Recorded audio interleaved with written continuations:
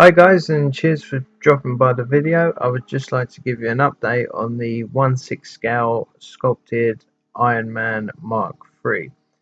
In this video I'm going to talk about the process and the techniques I use to create my very own Iron Man figurine. Right, so here, as you can see, I've made my armature 1/6 scale and I've begun by layering up my monster clay. This is basically to get my overall shape and form. Here I've got a bit eager and I've started going in and refining some of those details, making sure everything lines up, matches up. A little bit tricky to do, but just a little bit of perseverance helps. This is the current progress. Here we're a few weeks down the line and it's a lot more reformed and refined, and I'm starting to go in now and pick out more finer details, as you can see here on the legs. The back, started building up the emergency brakes and so forth and whatnot and all the other details. Here the head is not 100%, but it's a lot more refined and less fat than what it was in the previous ones. Here I've taken an arm off so I can work on that, but again he's slowly taking shape. A couple of shots from the side there, because you have to keep rotating it when you're sculpting to make sure that the chest ain't too far out or the bum's too big or whatnot. A little close up of the face there with some neck details and stuff like that, some panel lines. Shot from the other side with the shoulder there, as you can see, all the recesses and dips are in there. Main torso, I've sort of marked out the arc reactor and the shapes and so forth. Here I started putting on the like leg details and the kneecaps and whatnot. Overall shape here, and by this stage I'm sort of about 70% happy with it. Like, it's not perfect, but I can definitely see it's going in the right direction. And there were some frustrating bits where it was really going wrong and not going right, but you just have to persevere. You have to keep going so you don't waste the work that you put into it. Here I'm a lot more happy with how it's looking now. It's starting to look like what it's supposed to look like.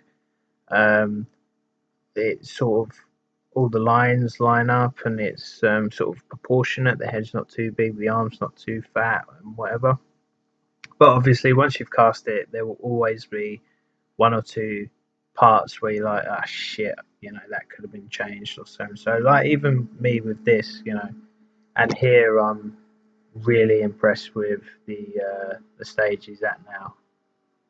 And just a couple of shots here, and again, it's very good to photograph and document your work, because you can keep this in a portfolio. You can do what I'm doing here, putting together a slideshow for you guys, or just it's, if you sell the piece, it's nice to have that photo reference. But also you can look at it months down the line and go, right, that was well off, and it helps you grow as an artist. So I would say definitely always photograph your work. And here we're pretty much ready. By this point I did lose a bit of steam with it because of work and so forth, and I still had one leg to do, so I chopped that off so it was easier to work on. And here's the leg in question. I'm just starting to make sure it lines up and matches with the other one, putting in the details and so forth. But yeah, I mean, that's that. And then after this stage, what you have to do is you have to cut this piece down. You have to break him into sections so it can have the moulding, silicone moulding process and resin casting. And with a complex shape like this, you cannot do it as a whole. So here, as you can see, I cut the body off the head, the arms, the legs have gone, and I've also built the body up on risers of clay, so it's slightly off the ground, so you just got that little bit of excess clay which you can trim off. Here's the base super glued to a piece of wood, and I'm going to build a box around that. But so you have to leave adequate space. Here the arms cut off and little balls of clay put on one end, so again I can super glue that clay onto a flat surface, so my arm piece actually sits up off the ground, so I can get all the details underneath it as well as on top of it. This is the base, just been taken out of the silicone mold, as you can see. Bit of damage, but we don't care about that.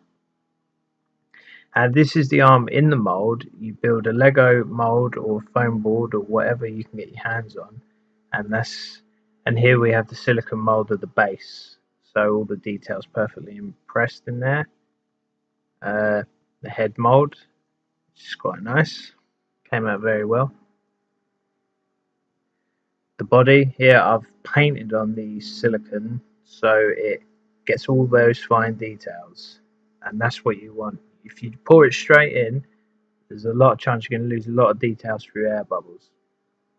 And here, this is the head and the two arms pretty much painted up. There will be some sanding, get flashing off, which is excess resin when you pull it out of the silicone mold, but this is the head and the arms sort of all sanded back, primed, painted up, and ready for weathering. I've reattached the legs, as you can see. Filling and sanding will blend them back in, so you won't see any join lines or anything. Here I'm testing on the base, and he sits straight and level. I actually got 3 Iron Men pulled out of these molds before I ran out of resin. These are the other 2 fellas. I'm going to do one that's a standard Mark III paint job with some slight weathering, which is the one I'm working on now. And these guys will be the Iron Man Mark II of a really silver paint job. I'm going to give that a spray of metallic paints and some rub and buff to try out different techniques. And I've also got a spray gun coming, which I'm really excited about. So I will be doing another Mark III, but with a proper spray gun paint job on it to really have a play around with weathering and achieving a perfect paint finish. Because this paint finish on this guy was done from standard spray cans, which just gives you a totally different effect. So yeah, these are excess parts on the bench, and they'll be sanded and primed as and when I have time, when I'm not working.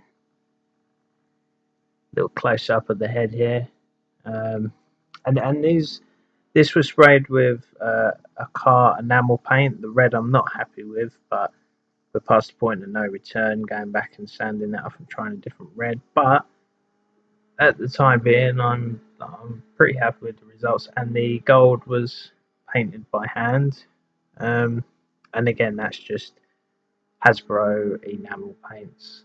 So, but as long as you got a nice soft new brush with that paint, because it's quite thick, you don't see any streaky brush marks, and it's not large areas I've painted here, it's literally small little sections.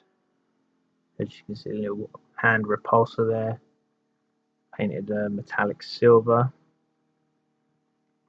and some of the details there caught up, which is yeah, just a bit more detail in the hand there, which actually came out pretty nice.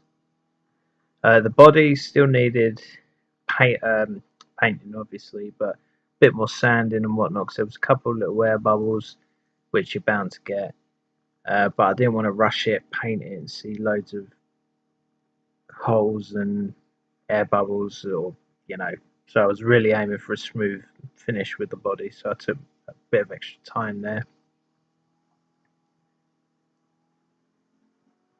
And here we have the base. This was sprayed with a metallic silver, and I'm now slowly picking out the details I want in black, and the holes drilled, because I did actually put little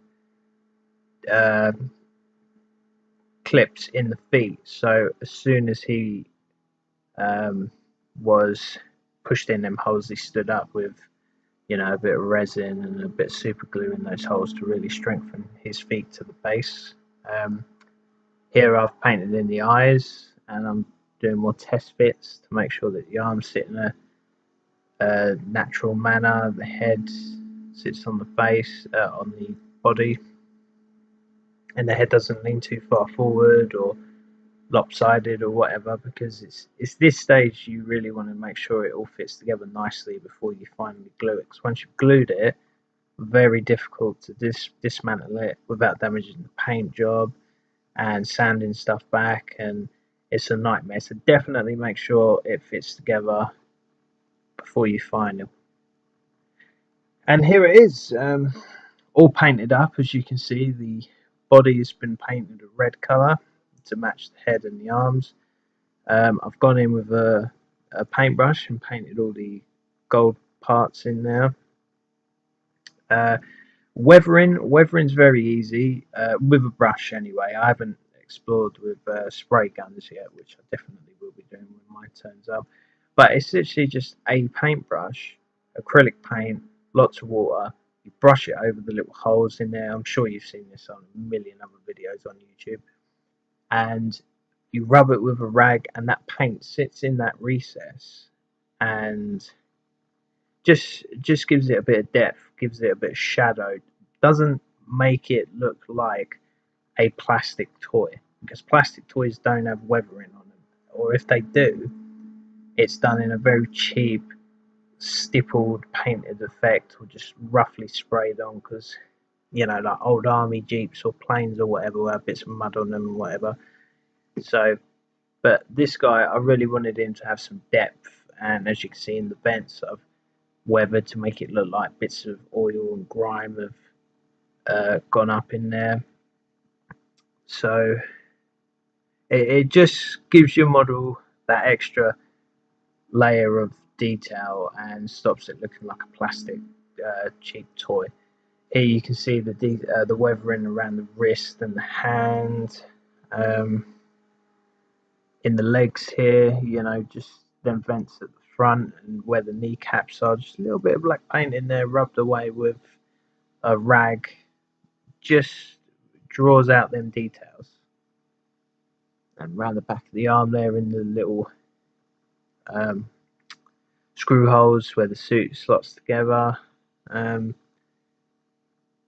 then once this was painted, this actually has a clear coat of lacquer applied over the top. Now, I'm sure you all know about lacquer. Here's my cup of tea for scale. Now this is 1/6 scale, so he is pretty big. He's I don't know, probably about 30 centimeters tall, probably the height of a ruler. So he is quite big. But as I was saying, with lacquer, if you spray something, paint can chip off in certain temperatures. Bumps and dinks can get like impressed in your work or whatever. So what I do is I spray it and then I clear coat with a clear coat of lacquer. Now what lacquer does is it hardens the paint. When it dries, it can actually help bond like the arms to the body, because it gets it all in those little cracks, and once it cures, it goes really hard.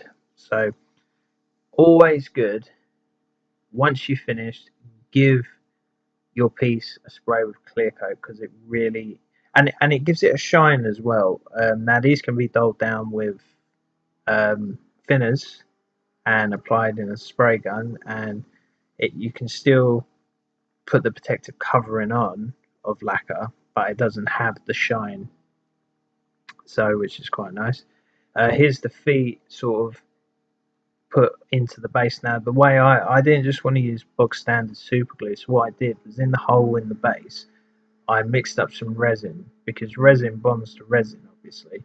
So a couple of drips of resin in that hole, couple of dollops of super glue in that hole, press his feet in there, and when the super glue cures, it will hold the figure onto the base, but also the resin, when it bonds, will bond to the little notches I put in his feet, and it's just as strong as the figure itself. The odds of him falling off of this, pretty much next to zero, but he's on there really good. Well guys, thanks for watching. hopefully you've learned something today. Hit that like and subscribe button, and I'll be uploading the next one very soon. Cheers, bye.